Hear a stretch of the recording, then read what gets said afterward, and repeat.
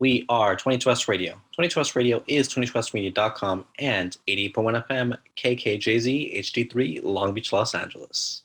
Ladies and gentlemen, boys and girls, children of all ages, and now, a World Broadcasting Tag Team Champions of the World and a Cruiserweight Champion. I'm Ethan. I'm James. I'm Rob. And this is episode 189 of Beyond the Ropes. We are BTR Pro Wrestling Talk. Of course, I'm your host, Ethan. You can find me on Twitter at Ethan1995. You can follow the analyst, James Williams, at JHW Reporter. And producer Rob Flores at Rob Flores Media. And don't forget the R-Truth DMs for Ethan. Nowhere to be found. I mean, there's not even a whole lot of content being put out at this point. Like, there ain't even nothing to send. He's gone. He's I mean, hey, I wouldn't say he's gone. He's just been MIA for a week. He's just doing locker room leader stuff. All right. Well, speaking of locker room, he said, all right. Let's just get straight to the point. Throw those ones up in the air. I'm not even going to just acknowledge the undisputed WWE Universal Heavyweight Champion of the world. He cheated. Tribal Chief. He cheated. Rob's asking where my lay is to honor old Chief. I'm not going to honor a cheater. Just be happy I picked him for my prediction. I picked him. Going halfways and then taking it back with Roman Reigns. You're not allowed to pick him if you're not going to acknowledge him, sir. Why not? Because you're basically acknowledging him, but then you talk bad about him. And I'm acknowledging the booking. Okay. That he's the greatest of all time. Is that what you're acknowledging? You're acknowledging that he cheated. He used the title belt. The referee would have rung the bell if he, got disqualified, but never happened. So you're encouraging cheating? I'm encouraging winning by all costs. Yeah, if it's a no DQ match. This was not a no DQ match. It's a world title match. Usually they kind of some leeway in these. Some leeway. Mm-hmm. Yeah. So look, I'll give him credit. We'll jump right into it. You can acknowledge your chief. Do you need to acknowledge him still? Did you do it already? You done? I mean, I've been acknowledging him, but I will say all right. I acknowledge my tribal chief Roman Reigns. We'll quickly mention it and then we'll start from the beginning. But okay. So just real quick, I thought it was great the way it played out. Right. Mm-hmm. Maybe a lot of people I think were kind of meh on the finish, but yeah, I was just okay with the fact that they had a decisive finish, mm-hmm. and someone actually walked out with both titles. Speculation that one or both competitors may have been injured, which is why it was a bit of a rushed finish. There was a few people who got injured that throughout over the weekend. Yeah, we'll talk about that, but yeah. So far, no reports of any injury coming from either one, and we did see at least Roman Reigns on Monday Night Raw able to lift both titles, so hopefully he's doing all right, but we'll talk more about that later on. That's about all the heavy lifting he ever does. Well, that's all he needs to do, when you're the tribal chief, so greatest of all time. I gotta get Paul Heyman's promo from Monday because it was beautiful. I gotta recite it. We'll do that later on, but let's get off with the inaugural match that happened on WrestleMania Saturday. This was this past weekend, of course. Mm-hmm. They kicked off with two other members of the Bloodline. Throw them up. They the ones, we the ones. The Usos, the SmackDown Tag Team Champions over 200 days, the longest reigning SmackDown Tag Team Champions in history, took on the team of Rick Boogs and the King of Strong Style himself, Shinsuke Nakamura. Just on brand, just wearing their walking billboards as they were promoting Mike's Hard Lemonade. Which there you go. Hilarious, but of course. I guess that's when it maybe inspired that, what was it, orange and yellow? It was an orange and yellow lightning bolt. And then there was, I don't know if it was the owners of Mike's Hard Lemonade drink, or they were in the crowd there and they posed with them as they made their way down the ramp. But yeah, so, I mean, it was a decent match, and unfortunately, kind of toward the end of the match, I'm just going to quickly go through it. Boogs was lifting one of the Usos. The other one was trying to get on top of, Boogs to either stop him or set up a potential another move that Boogs could do to show off his strength. and unfortunately, he did suffer an injury. Boogs kind of collapsed to the ground, and then he tore his quad, and it was revealed later that he tore his quad and would require surgery, would be out for an extended period of time, which is a shame. But yes, he was taken out of the match. Shinsuke Nakamura had to finish and ultimately ended up taking a 1D. The Usos successfully retained their championship gold.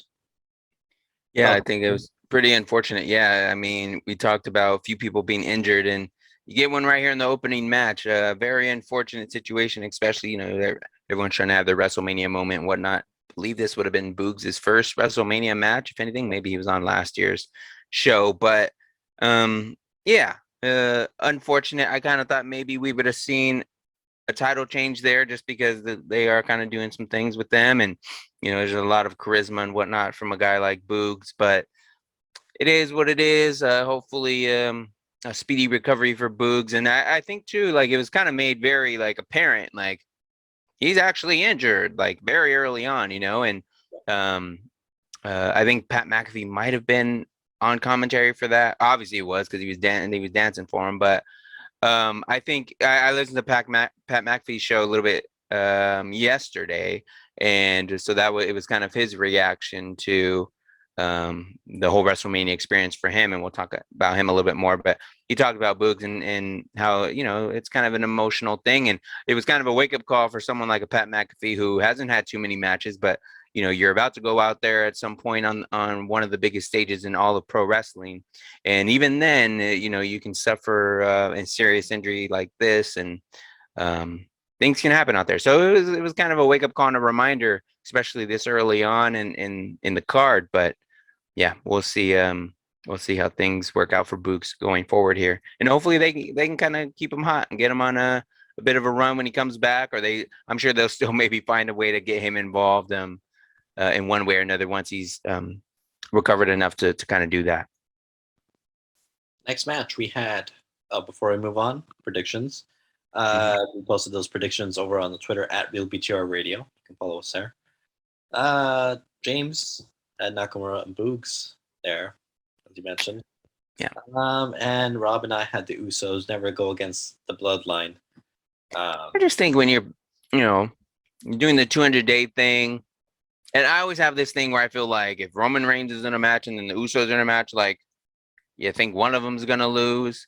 And so I kind of went against it here and thought maybe the Usos would be dropping the titles again, because it seemed like they were doing some good stuff with Boogs and Nakamura. And who's to say maybe they wouldn't have won it? Maybe they had to change the finish if they know it's that serious of an injury. I mean, they don't know that right off the bat, but if there's that indication, maybe they just say, hey, keep it on the Usos. That way we don't have to kind of work around that injury later on or something. It seemed like they definitely had to call an audible toward the end of the match that maybe rushed it a little bit. So who knows if that was indeed supposed to be the finish of the match? Probably was, but who knows? Next match we had Happy Corbin versus Drew McIntyre.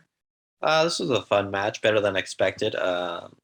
Nothing really notable to quote here, kind of what we expected. Drew McIntyre did kick out of the End of Days, which is the first time ever a superstar kicked out of that maneuver. So that's a big deal, I guess. But ultimately, he claymored Baron, or Happy Corbin, and got the victory there. Yeah, it's always kind of interesting because they that point is always made that no one's really ever kicked out of it or anything like that, and it's kind of just always kind of interesting considering his gimmick or where he's at. Like, if that was the case, put him in there against some people. Like, why isn't he kind of in that title mix, or like what if it's that strong of a finish, right? But the biggest thing for me with this match was like, was it necessary to have to cut the ropes? I didn't get the sword cutting of the ropes thing, because that made me think that the Austin Kevin Owens thing, even though everyone on Twitter, when I think I tweeted this, was saying, oh, it's the main event, made sense. But I was thinking, why else would you cut the ropes? Because I thought maybe they would have the ropes off for this KO show or something. I don't understand why they cut the ropes. Made no sense. It was for a moment, WrestleMania moment. If you're not going to remember the match, I don't remember the match. Well, I mean, I'll remember the sword cutting through the ropes. Yeah, but for what? Because then you have to spend time cutting or fixing the rope. So it's just like, why would you do that? quickly, as we mentioned here, let's mention it. There were several video packages throughout the night. Mm-hmm. This happens for specifically just standard Peacock watchers. There are ads if you're just paying the premium subscription, not premium plus. So if you're watching, like I'm watching, the $10, paying the $10, there's no ads. We basically get video packages, and then we'll get something. We'll sometimes get some backstage stuff that I'll notice on Twitter some people don't see. Like, I didn't watch that. Well, because you're not paying the extra $5. Because they're not a VIP TikToker like you. Correct. Not TikToker, but a Peacock watcher. I don't know why I said TikTok, but no, the premium live subscription. That's right. You're a VIP premium live event watcher person. Yeah, exactly. So okay. So I don't know. Anyways, you just wanted to brag that I just wanted to brag that I pay $5 extra. That's fair. And I don't get ads. So. But now I'm curious. I feel like maybe I did miss things because Are you not paying $10 a month? I don't think so. No. Lord, oh my goodness. I think. Okay, wait, real quick. Is it worth it? Like, should I be? I mean, yeah, the commercials, but I get the ads, and then what happened that they showed? I'll have to look it up, see what they showed. That you don't even remember it. So why would I? I don't, because a lot's happened this weekend. Busy weekend. Yeah, it has been busy. Yeah. So quickly, let's finish up this match. That was the match. McIntyre. Sorry. McIntyre was predicted by myself and you, and Rob predicted Corbin. So I'm kind of surprised they didn't pick Corbin, but there you go. Next match, we had social media superstar. Talking about TikToker is the original social media superstar here. Logan Paul teaming with multi-platinum megastar The Miz. I don't know why you're making that. He's been in several. What is he multi-platinum? What? He's been in the Marine franchise. You know, he released hit singles before. Oh, with that. Okay. Yeah, he's a WWE superstar. Okay. He's a judge. He's been a judge. Has he been a judge? He's been. You don't even. You're just giving him title. He's a reality TV star. He has his own TV show. He's on Cannonball, which is the USA Network game. He's a host. Okay. Well, yeah, he's so he's been a judge on Tough Enough. He has been a judge. Tough Enough. So I mean, multi-platinum. There you go. Come on, can't deny it. Go on. They took on Rey and Dominic Mysterio. They came out classic Mysterio entrance. They came out from the bottom, which is nice. Dominic paying tribute to his real father, Eddie Guerrero. Oh. Yeah. But yes, with the USA gear, and then of course Rey wearing the Mexican flag gear on, which is cool. This was a good match. Logan Paul showed that he put in the work. He did pretty well for himself. He got a lot of heat. He did the Three Amigos. Yeah. Yes. He did the Eddie. He did a little Eddie shimmy, and then he did the frog splash. Yep. Yes, he did. Treat the Mysterios like that. That would have been ultimate. Just but I think that's, in a way, it's kind of neat because it shows, even if it was something, if the Mysterios say, "Hey, do this" or whatever, but like, it shows there's some historical involvement, or there's some like referencing to the past with that, like whether that's Logan Paul doing that on his own, maybe they tell him to do it, but it kind of, it shows that it's more than just him coming in for a day and then just doing whatever. Like, there's some time and some work put into, hey, here's some things Eddie did. Do some of these things, that'll kind of get you some heat. I like his outfit personally. I thought his outfit was pretty nice. I popped for the Pokemon card that he had on his chain. Apparently, over the weekend, he sold like a record number of trading cards or something like that. Or I think that card itself he had on his neck for whatever reason was, I think it was graded by, whatever the grading PSA or whatever it's called. I think it's 10. It had a grade of 10 probably, but I think it was like a $5 million card or something. I think. I don't know. It was an expensive card. It was expensive. Wearing it around his neck. I would not be walking around in that stadium with that thing. Imagine like I was thinking whoever you have to hand that chain off to after when you're taking off your gear. I'm like, don't give me that. Like, Can you imagine being given that and like, don't make sure it gets back safely? Like, better put in a vault or something. It's terrifying. So yeah. All right. So we all predicted collectively that Miz and Logan Paul would win, and they did after Miz hit a skull-crushing finale to get the victory. After the match, however, Miz wanted the spotlight to himself and hit a skull-crushing finale on one Logan Paul himself. And what did you think of that? Like, I kind of didn't see it coming. Apparently, there may have been some hints towards that based on some of the interaction they had, but a little bit. I don't think Logan Paul technically really wanted to be heel because they were in Cleveland, both their home a few weeks ago. He was definitely going to be here. There's no way he could not have been, even if no matter what he wanted. Well, exactly. Especially against the Mysterios of all people. I'm not disagreeing with that point, but right. Cleveland, Miz was running down that town that both him and Logan Paul were in, and Logan Paul didn't seem too happy about that. So there was a little bit. They teased it, but then kind of the following week they were okay seemingly. But then no, I think this is probably going to lead to another match. Maybe I was going to say, yeah, probably. And I think that's okay if he did well for himself. Like I'm not against it. Yeah, so maybe we'll get it at WrestleMania Backlash. Maybe we'll get it at SummerSlam. I don't know. Probably at SummerSlam. I mean, for it to be in LA, I don't think they'll wait that long for it. But yeah.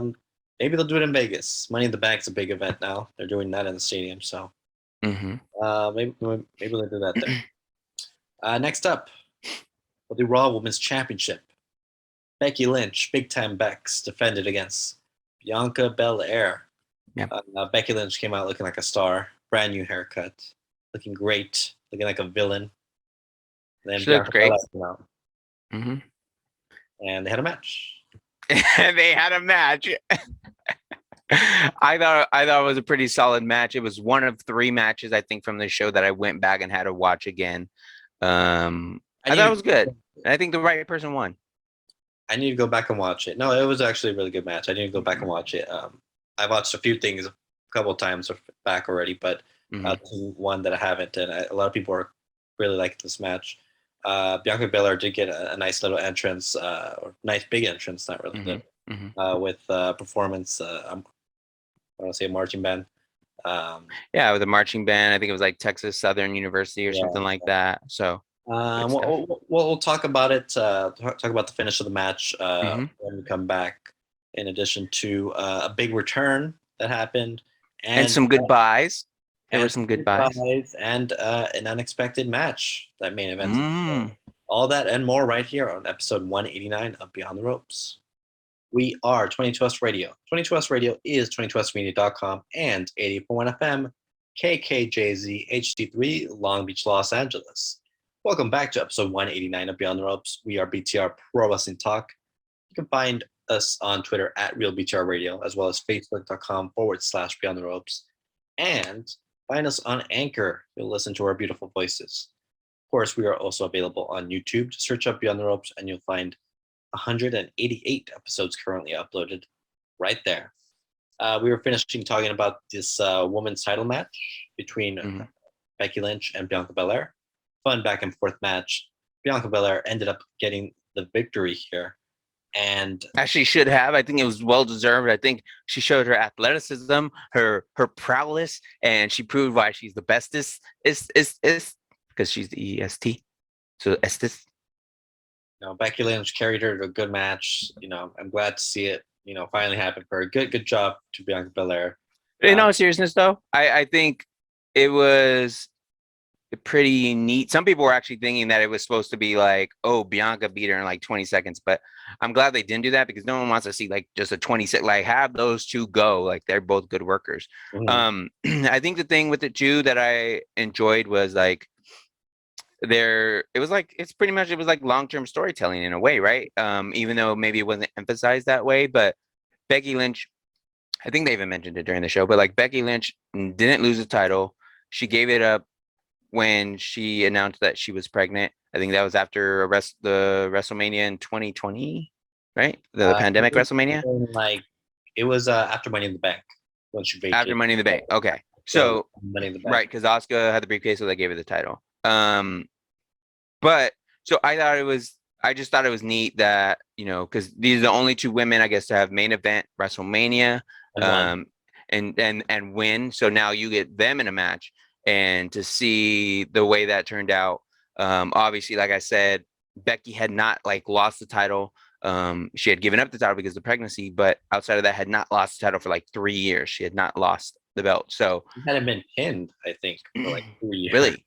I think that might have been, or lost a match. No, she probably lost a match, but not been pinned. I think is what they've also said in the past. So, and I think a big deal.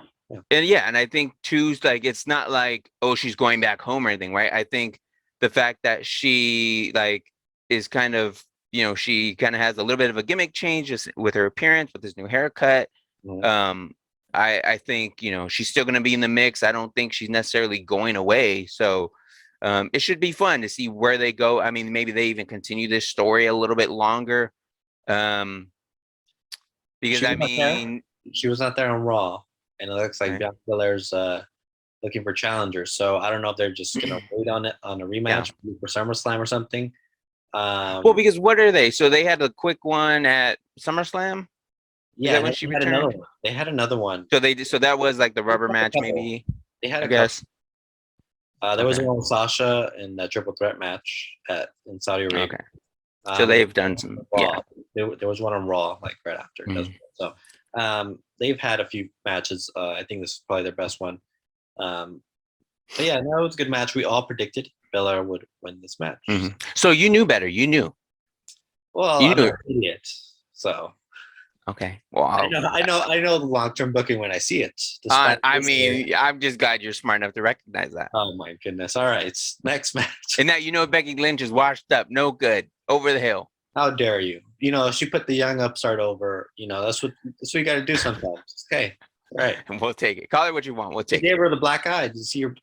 I did. I was actually watching Monday after WrestleMania with my sister.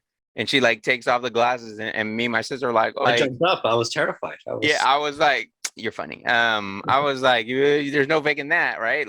No. And then it was just funny. I mean, it wasn't funny, but she was trying to do this. This happened when she tried to do the Molly ground, and I think she landed she hit her leg right on Bianca's eye. So, but yeah. I mean, hey, it's all part of that's what happens. I mean, it's not ballet, right? Isn't that? I think JBL says that. So there you go. Next match, we had perhaps the most anticipated match, or one of the most anticipated matches of the entire weekend. Seth freaking Rollins came out to a nice little chorus. Look at that! I should have been out there. I've been rocking the hats and the glasses. That was such a wacky group of people that they had there, but I thought it totally worked for Seth. It made I was looking at them and just watching them, and I was like, these are some goofballs or whatever, but it totally worked for what's that. So I appreciated it. The drama club or something. I don't know.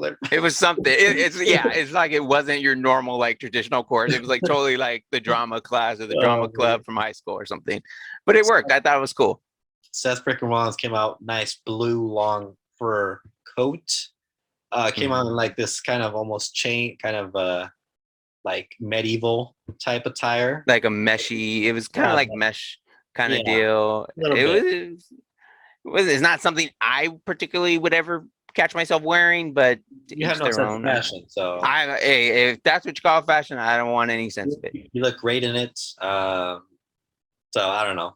Anyways, we waited for several minutes. It wasn't that long, but it was several seconds. It felt like a while.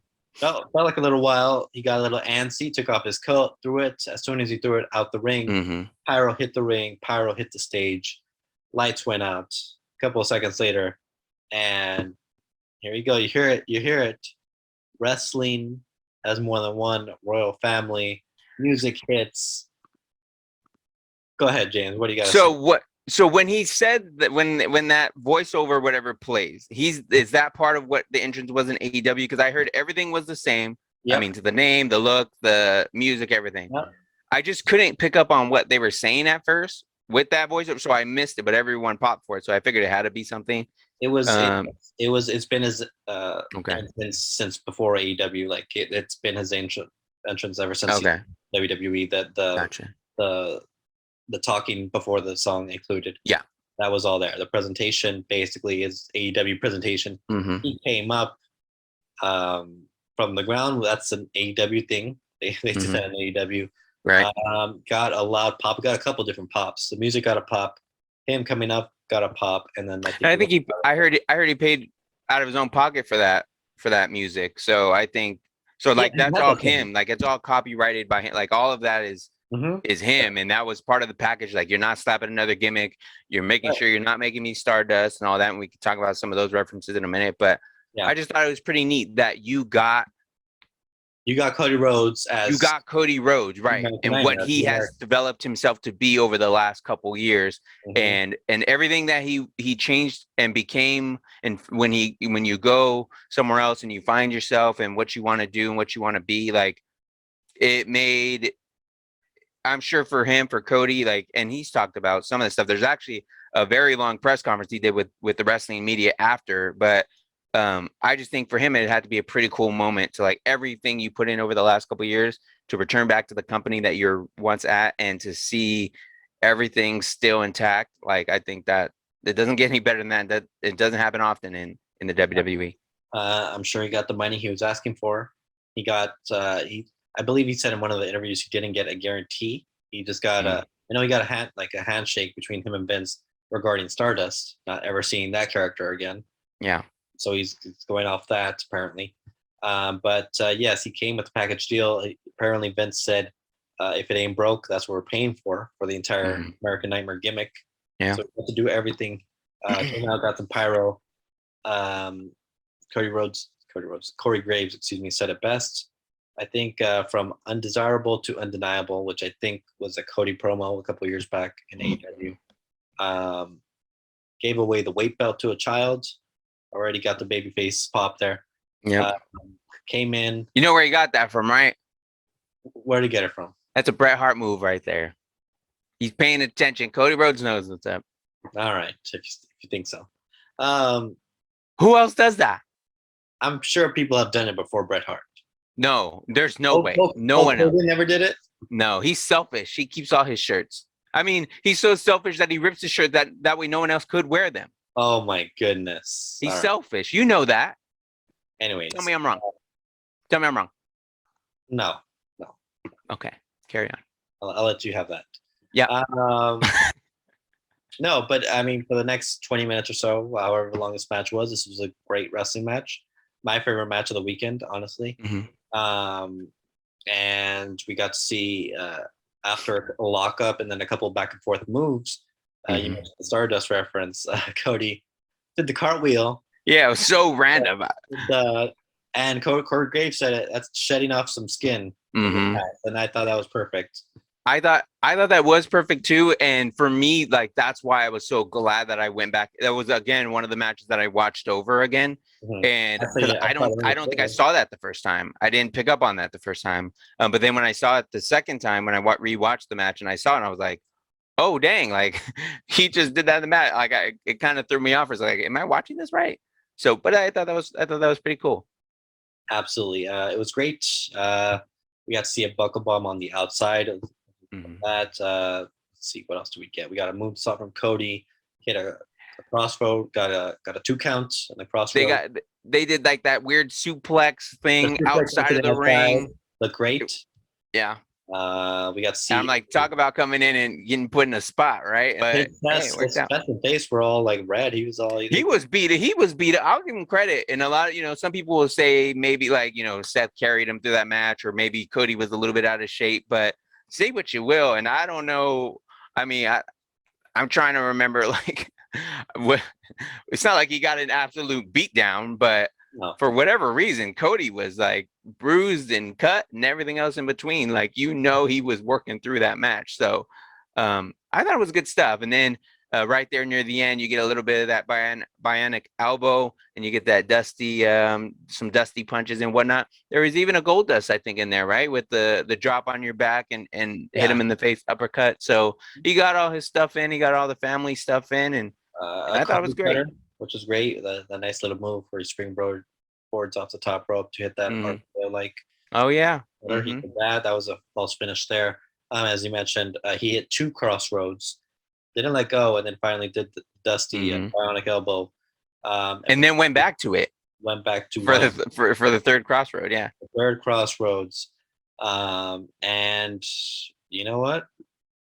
I don't know. I think he's over. He's a star. I tweeted it. I know you retweeted it. I think you did tweet that. Yeah, on Monday. This was after the promo, though. I didn't tweet it after the match, but it's right. Regardless, how can you not root for Cody Rhodes right now, though? Like, it's I'm a big fan. I'm in. I've got my shirts. I've got my shirt. There you go. You're wearing it. I'm wearing my shirt. This is a Bullet Club one. I've got to order the new one. But I've also got the flag behind me. Look at that. Oh, you're all in. I'm all in. No pun. You really are. You're all in.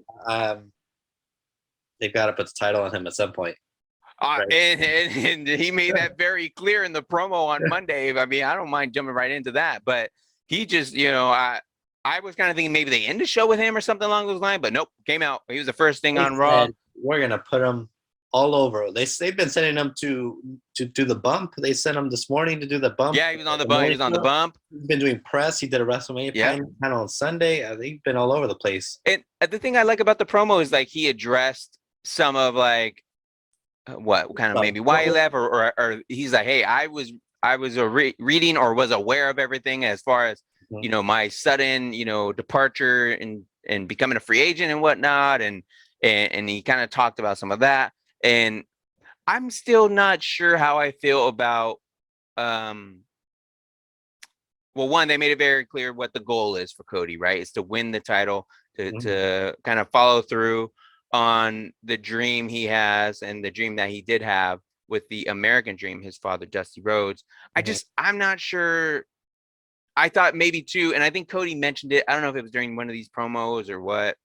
I think it was his backstage. I don't know when it was, but it was just kind of like there was so much emphasis in stuff where it's like you're Dusty's son, and I thought maybe they were going to try and go away from it. I mean, I'm sure if they do Dusty Cup stuff, he's going to be a part of that or whatever. But I think he tried. I think you mentioned he's tried to get away from it. I think that was the thing. He did try to get it, and now he's just embracing it. Now it's like, no, you in a way, destiny puts you back where you're supposed to belong. Sort of. Like I heard that somewhere. No, that makes sense. Though. He basically is going to try and win that title for his dad. The title that he won. So he did everything. He did everything but call Roman out there, and I think one, and then two. Well, I'm glad that I knew Seth was going to come back out and interrupt. I was just glad they didn't do it in the middle of the promo. Like, I'm glad we got the full promo, and like, I felt like everything that needed to be said or whatever was said, and the point and the goal and the objective of why he came back was put across. And then you got Seth Rollins there. They did the handshake thing. We'll see where it goes from there, I guess.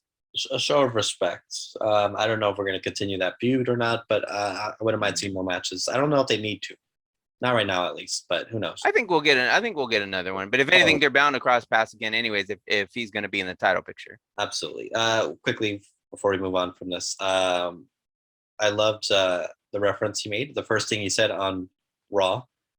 So what do you guys want to talk about? Oh yeah, that was mentioned in the last promo of his AEW stint, where he basically said, so what do you guys want to talk about? And he talked about not getting the contract he wanted or something. It was a weird promo. I think I never fully saw it, but I know that was a reference to that, and I think it was a funny little nod there. So he's obviously not shying away from anything he's done the past 6 years, which I think is really good. I'm looking forward to seeing what he has to do next in the WWE. Really quick, go ahead. Go ahead. I was going to move on to the next match. Do you have anything else? Well, I was going to say we have 2 minutes instead of maybe just diving into a whole other match, whatever. If you don't mind, just some of the moments for me where you had some guys spotlighted, right? So I'm jumping ahead a little bit into night 2, but you had Triple H come out and kind of get his flowers a little bit. Obviously, he announced his retirement within the last week or two. Did a full entrance. You had the. Go ahead. Sorry, I'm saying he did the full entrance and everything. He did the full entrance. I got a little nervous because I'm just like, if he's not supposed to be getting excited or. Yeah, me too. I was kind of like, what are we doing? Wait. But I figure he wouldn't have done anything that he shouldn't have been able to do. So I was glad he did that. I thought he was going to maybe get into a lengthy promo, but he really kind of didn't. He kind of kept it short. Stephanie obviously welcomed the crowd in as well on Saturday. And then we also got the love fest for all things that is Gabe Stevenson. Yeah, it was Gable Stevenson. Gabe, but I'm just like, they are in love with this man. Apparently, he still has like a month left of school, I think Pat McAfee was saying. So it's not like he showed up on Raw the next night, but they spotlighted, showed him twice, showed him in the crowd, had him come back, had him come out the next night, and they're in love with the guy. Obviously, he's a well-accomplished amateur wrestler and everything he's done. He obviously just retired and finished his wrestling career in college. So they're excited to get this guy in, and the expectations high. He took a photo with Kurt Angle, I think, backstage. He had the run-in that we could talk about with another former wrestler, amateur wrestler / Olympian, if I'm not mistaken. So we can talk about some of that a little bit later, but I just thought it was pretty neat that they got some of those guys. And obviously the Hall of Famers coming out and getting their due there. So I thought that was neat. And the Undertaker kind of getting his moment in front of the crowd on both nights. When we return, we'll finish talking about some of the highlights of WrestleMania. Going to be a little speedy, but it's all right. We'll get it in.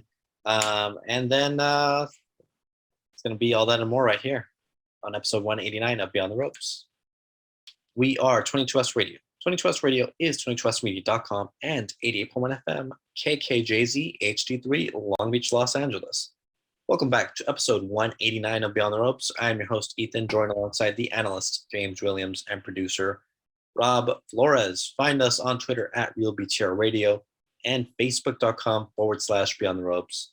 And don't forget to give us a listen over on Anchor. If you don't want to see our beautiful faces, which I don't know why you wouldn't want to, you can go over there.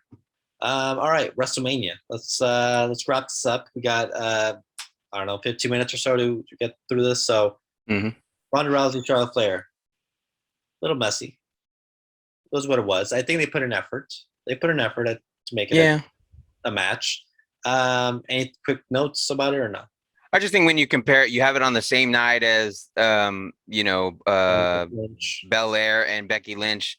Then obviously it's kind of like you're comparing them right then and there. But I thought it was good for what it was. It was maybe a little surprised by the finish. Part of me thought they were just gonna have Charlotte lose just so she could win it back in a month and just add on to the number of times she's won. But so be it. I think it worked out and all good. Yeah, there was a wardrobe malfunction that I saw on Twitter after the fact. But anyways, Rob got this one right. He got Charlotte Flair. You and I went Rousey on this one. So next up we had, let's save it until the end because I think that's fine. We'll save that part until the end. We'll go into night 2 now. We'll get through that so we have enough time for let's face it, what really was the main event. What I thought was the main event, yeah. It really basically was, which, I might not disagree there. Night 2 recap here. You mentioned Triple H starting off the show. He left his boots in the ring, which is a nice little moment there. So, it was a nice little farewell. The opening contest was RK Bro versus the Street Profits versus the Alpha Academy for the Raw Tag Team titles. This was a fun match, as expected. Riddle. A highlight, Riddle hitting an RKO, springboard RKO off the top rope onto, I believe, Martha Ford. That was amazing. And then Randy Orton hit an RKO on Chad Gable, who jumped off the top rope there to get the victory and retain the gold. We predicted, James and I predicted RK Bro winning this one. Rob predicted the Street Profits. After the match, Gable Stevenson, as you mentioned, stepped in. Was invited to the ring and then was interrupted by one Chad Gable, the battle of the Gables. Right. I was like doing the tweet. I'm like, wait, Gable versus Gable. I'm like, okay. There's something to it like that, Gable versus Gable, Olympian versus Olympian, like amateur wrestler. I think they got to do something now. I think they have to. I believe a suplex was hit on Chad Gable, and Stevenson got his WrestleMania moment there. Yeah, got his WrestleMania moment. Some big things in him, as you mentioned. They love him. So next up, we had I'm pulling up the notes here. We had Bobby Lashley versus Omos. Better than I expected. Did not expect this finish, but let's see who predicted this one. Did I go Bobby there? You both had Lashley here. You both had Lashley. I went with Omos. I felt like they were still gonna do something with him, which we later found out they kind of did. Lashley got the victory here, defeating Omos' first defeat 1-on-1. The next night, MVP was present, as James mentioning there was no MVP. MVP turned heel on Lashley and is now the official manager of Omos. Which makes sense, but it's also kind of random because why would you leave a winner to go with someone who lost? But they need a mouthpiece for Omos. That makes sense. Yeah, but obviously, I mean, Lashley's going to be the baby face, and you know what? And he's over. Bobby, like, they were like, even when Bobby, I think, came out like on Raw or whatever, like, yeah, they were cheering for dude. Like, they're still over on Bobby. Like, and I think that's awesome. Just kind of considering how long he's been there, and it's not like he's had a big gimmick change either, right? So, I mean, he has in a way, but he's still Bobby Lashley. You know, I will give credit to MVP. It might have been the best thing that ever happened to Lashley, because for sure, he needed a mouthpiece. Yeah, for sure, a mouthpiece, and you know, this happened during the pandemic, the PC era, where this whole thing came to be, and you know, Lashley would end up being a two-time champion, is now a popular babyface. You know, we could say. And so that was a nice little match. Wasn't too long, so that's good as well. Next one was Jim Cornette's favorite match. I just listened to his audio. He hated this match. I did hear this part then. He already hates Kevin Owens and Sami Zayn. That's right. He has history with them. But anyways, Sami Zayn took on Johnny Knoxville in Anything Goes match, and I gotta say, this was so much fun for me. Even, you know, I kind of knew what to expect. I didn't expect this. They actually pulled off some of the stuff that they do in the movies. Right. I knew there was going to be some ridiculous stuff, but it was great. There was a huge hand hit Sami Zayn. Right. Wee Man body slam him. That was the moment. That was the moment of the match for me. Was I kind of did a double take, and it's like, is Wee Man really like doing a running power slam with Sami Zayn? I thought that was great. That was a pop in itself. It was the Andre Hogan moment. Oh, it was great. Yeah. And then you had a party boy Pontius get out there. Wasn't expecting that. Pyro. That was great. That was great. Johnny Knoxville set off some pyro on the back of Sami Zayn when he was on top rope. The mousetrap tables, I thought was wild. Sami Zayn ended up getting on the mousetrap himself. The bowling ball! Don't forget the bowling ball. That was a stiff bowling ball throw. Like there was speed on that. I'm like, oh, you're not fake. Like, you can't. That's no fun. Knoxville ended up getting the victory, of course, with the help of his buddies over there. Fun moments, despite what. There was another low blow with the leg device. So there was a taser also that got successfully onto the trap. So, and we're probably still missing things, but there was a lot that went on. I thought it was good though. Sami Zayn did get some offense, and he did kick Wee Man straight in the face, which was pretty intense. But I thought it was a fun match. You know, what do you expect? It's, you know, I don't know. You get something for everybody, and I think that helped kind of reach and make that quota. The crowd was mostly into it. I mean, they popped. For sure. Oh yeah. Next up, women's tag team title match: Carmella and Queen Zelina defended against Sasha Banks, Naomi, Rhea Ripley, Liv Morgan, and Natalya and Shayna Baszler. This was a fun match. They did their thing. By the way, we all predicted Knoxville would win. Won. This match, myself and James predicted Ripley and Liv would win. Rob, I'm surprised, didn't go for his favorite Sasha Banks. He went with Zelina and Carmella retaining, but that was not the case. Sasha Banks got her WrestleMania victory after now 7 years. That was like the first one or something, right? Her first victory, and she did it with Naomi, who's had some WrestleMania success in the past, but they got a nice little victory. They did a nice little tag team, looked like code breaker maneuver to get the victory there, and new tag team champions. So. Yeah, kind of shocked that they didn't give it to Liv. I thought, just the way she had been kind of going and the way she's kind of improved, I thought maybe they were going to put it on them, but it worked out. I mean, can't go wrong with Sasha and Naomi. Edge versus AJ Styles. I'm loving. I love the Edge entrance. Very dark ministry style entrance. This is a solid match. AJ takes a bump. AJ takes a bump. coming out just from the jump. He hits his head on the Titantron. Yeah. It was awkward. It was like so low. Yeah. So, but anyways, solid match. Damian Priest came out at the very end. He got his WrestleMania moment. Distracted. Thank you. I'm sorry. I'm glad you mentioned that though, because remember the last like 2 weeks we've been sitting here like, how are they not having Finn Balor and Priest in a match? How are they not doing this? I'm still mad Finn Balor never got a moment there, but whatever. And got Priest in there. But I think too, it makes sense. Like, okay, now it makes sense why they drop. Maybe they take the title off of Priest, and now Finn has it. Like all that kind of makes some sense now, right? Yeah, like, and that works. Priest distracted AJ unintentionally. I guess he didn't like actually do anything. He just stood there. Mm-hmm. Edge hit a spear, which we've seen before, like a springboard spear, which is nice. Got the victory there, which I predicted correctly. Mm-hmm. James, you predicted correctly. Rob, you went with Styles in this one. Priest didn't really have a new look. He kind of wore the same thing he's always worn. Maybe I think it helps. I think it helps tell his story though, because he was kind of going through this change of where he was like good, people are going for him, and then all of a sudden he's like good sometimes, bad sometimes, or like he has this attitude or whatever.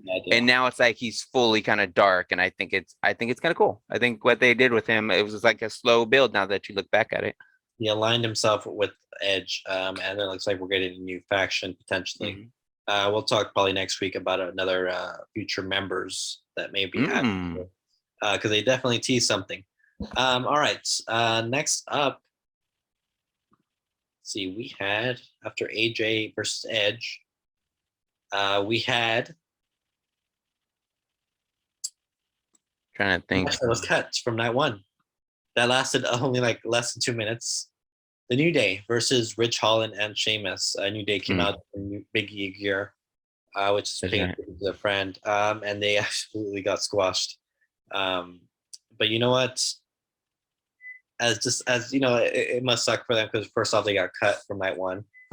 Yeah, that's right. They did. I'm glad they got a chance to go out there at least for night two. If there's any benefits for this 2-night event, it's that you can do something like that. Definitely. Sucks that they only got 2 minutes to do it, but honestly, I didn't really need this match to begin with. Yeah, if I'm being honest, like this didn't need happen, so I'm okay with the quick match. Yeah, well, hopefully next year they'll get something better for all. Yeah, I think they'll bounce back. So, next up we had. I mean, it's Pat McAfee versus Austin Theory. Pat McAfee came out to Seven Nation Army from the White Stripes. Dallas Cowboys cheerleaders came out with them. And this was a match. This is a solid, Pat McAfee, we've seen him before in NXT, have those matches. And he held his own against Austin Theory. Mm-hmm. He had some good little spots throughout the match too. The one where he's like, does the backflip off the turnbuckle while up there with Theory, comes right back, jumps up on there. I thought it was some good stuff. You both had Theory win in this. I had McAfee here. McAfee ended up rolling up Theory to get the victory after the match.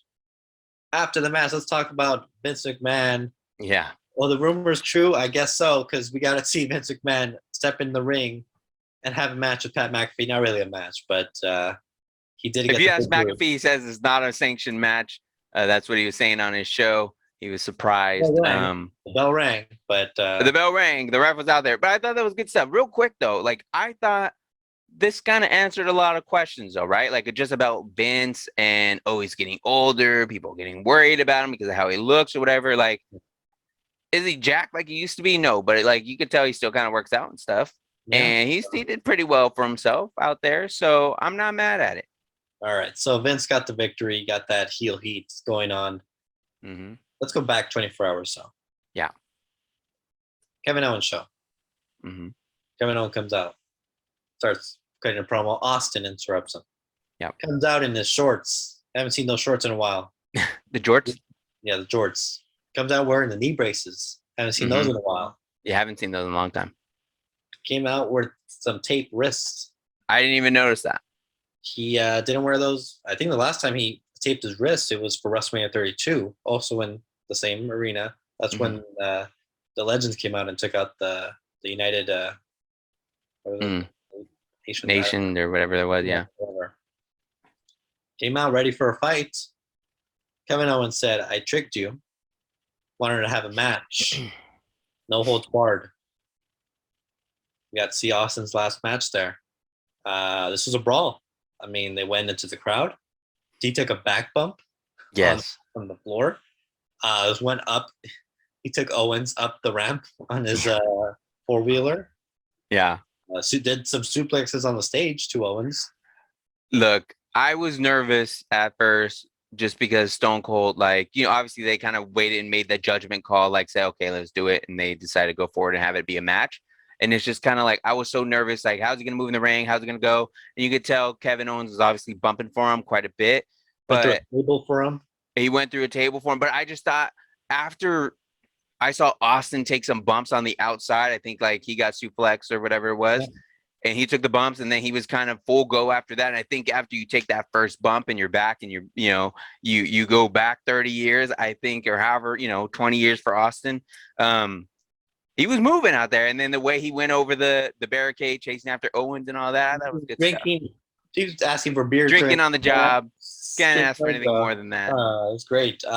He got hit by a stunner. Owens hit a stunner on him. Kicked out of the stunner though. I was for a second there. I was like, yeah, is Owens gonna get the victory on him? But no. Owens went for a chair, swung the chair, hit the rope, hit a very nice shot there. Because sometimes those things don't go well. Hit his head on that chair. Got a Stone Cold stunner. 1, 2, 3. Austin wins. Hits another stunner on Owens, and then the Dallas police send him. Take it away. I thought that was great. And Austin gets closed out night 1, his last main event ever, his last match. Move forward 24 hours later. Vince and Theory are celebrating their victory over McAfee. Here goes the broken glass again. Austin comes out. Super unexpected. Takes out Austin Theory. I was expecting Shane. Oh, really? You mentioned Shane was going to be there at WrestleMania weekend. Because Austin Theory and Vince went for a hug at one point, and it's like, oh, Shane, He gave him the Drew McIntyre kind of rub push too, like, oh, he's the chosen one, future champion, and I'm like, oh my god, he did. So, I think Austin Theory's going to be a future champion if Vince says so. At some point in his career, but again. You have Austin and Vince go out there and interact when Austin comes in to make the save on McAfee. I thought that was great stuff. And, again, that was the highlight. And that's kind of what everyone was there for. And it went so well the first night. Sometimes you think just leave it at that. But, I mean, anytime you can get Vince and Austin interacting in the ring. And Austin was having fun. That stunner was not great by any means. Let's talk about it really quick. Go ahead. He takes out Austin Theory. Great stunner. So took like 3 or 4 bumps. And then he goes to have a beer with Vince. Vince tries the American lager, the new American. Vince like, better. He wanted to try it. He just wanted to take Vince. But you would think Vince, after all these years, would know. Right. To take a beer from Austin. But anyways, he kicks him. Vince goes down. He buckles.